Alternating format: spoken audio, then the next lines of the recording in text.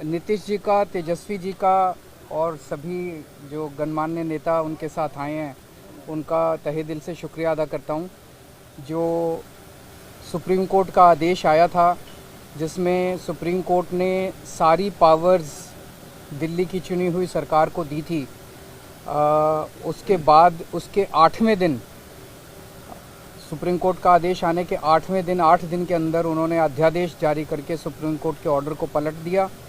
चुनी हुई सरकार की सारी शक्तियां छीन ली, सरकार को बिल्कुल पंगु बना दिया और सारी ताकत एलजी को दे दी कि अब एलजी दिल्ली चलाएंगे।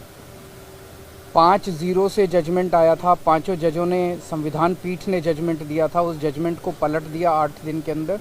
ये संविधान के खिलाफ है। उसके बारे में नीतीश जी आज आए थे और उनसे काफ़ी डिटेल में चर्चा हुई। उन्होंने पूरी तरह से समर्थन जाहिर किया कि ये वो हमारे साथ हैं, दिल्ली के लोगों के साथ हैं और दिल्ली के साथ जो अन्याय किया है केंद्र सरकार ने, उन्होंने कहा कि इसका मिलके लड़ेंगे।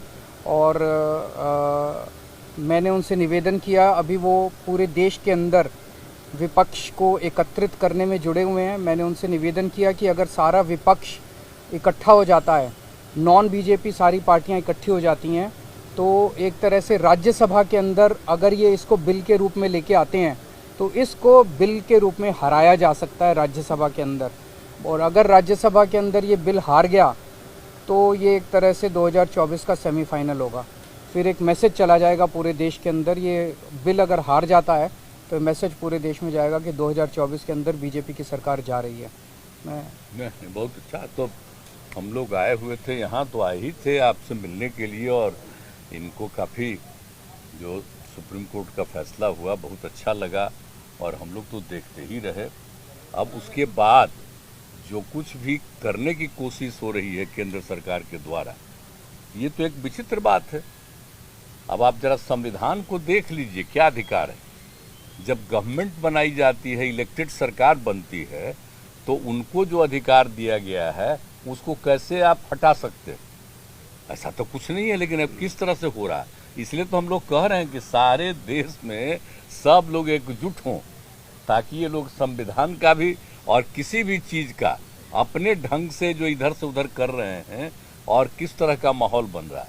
अब दिल्ली में इनको लोगों ने किस तरह से बहुमत दिया है और किस तरह से सब लोग साथ हैं, और हम लोग इस बात को मानते हैं कि काम कर रहे हैं, बहुत अच्छा काम कर रहे हैं। और उसके बाद सुप्रीम कोर्ट का भी फैसला हो जाए तो राज्य सरकार को जो अधिकार है काम करने का, उस काम को रोक दिया जाएगा। ये सब तो बहुत ही आश्चर्य का विषय है।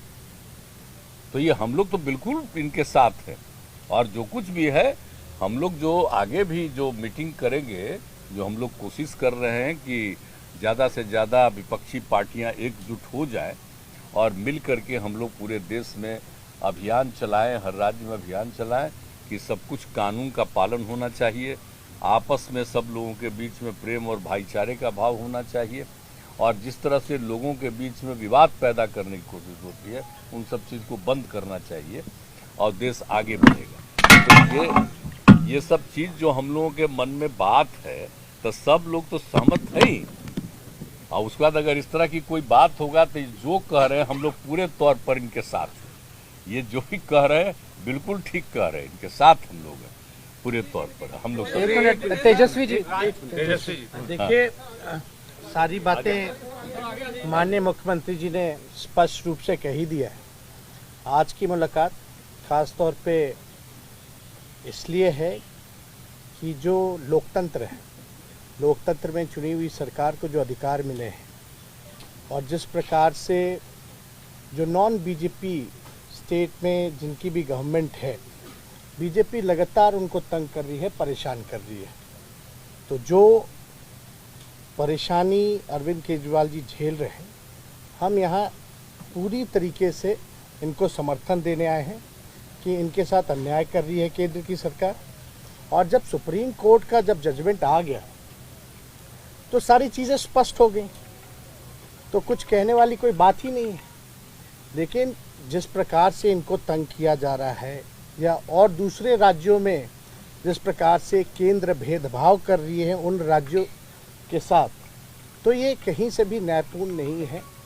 लोकतंत्र पर ये साफ दिखाता कि खतरा है। ये लोग संविधान को बदलना चाहते हैं, जो हर केस हम लोग मिल करके होने नहीं देंगे। और मान लीजिए अगर दिल्ली में बीजेपी की सरकार रहती तो क्या एलजी की हिम्मत होती इस प्रकार का काम करने की। तो एक बात से पूरी तरीके से हम लोग विश्वास के साथ कह सकते हैं, जितना भी ये अरविंद केजरीवाल जी को सताएंगे, तंग करेंगे, ये उतने ही मजबूत होंगे। और मैं पूर्ण विश्वास के साथ कह सकता हूँ कि बीजेपी कभी भी दिल्ली में वापसी नहीं करेगी। तो हम लोग सब लोग इनके समर्थन में हैं और सब लोग मिल करके हम लोग जो है देश हित के लिए काम करेंगे। शुक्रिया शुक्रिया शुक्रिया शुक्रिया शुक्रिया। इसी मुद्दे पे अध्यादेश वाले मुद्दे पर क्या आप कांग्रेस से भी बात करेंगे? राज्यसभा में कांग्रेस का समर्थन होगा क्योंकि जेएसडीडी एक्ट पे भी कांग्रेस वॉकआउट करेगी। तो हम तो इनसे बातचीत की है तो हमारी बातचीत कांग्रेस से जो भी हुआ है, हमको तो नहीं लगता है कि कोई किसी का जो संवैधानिक स्थिति है उसका कोई उल्लंघन तो नहीं ना होना चाहिए जी। तो हमारी जो उनसे बातचीत होगी तो उनसे भी हम लोग चर्चा कर रहे हैं, जब कोई दिक्कत नहीं। मैं जा रहा हूँ परसों 3 बजे ममता जी के साथ मेरी कलकत्ता में मीटिंग है और उसके बाद एक एक करके मैं हर पार्टी अध्यक्ष से पूरे देश के अंदर मैं मिलने के लिए जाऊंगा। मैंने आज माननीय नीतीश कुमार जी से भी निवेदन किया कि वो भी सभी पार्टियों से बात करें और मैं भी एक एक राज्य में जाके एक एक नेता से मिलके राज्यसभा में जब ये बिल आए, इस बिल को हराने के लिए मैं सबसे फॉर्मली समर्थन मांगने के लिए जाऊंगा।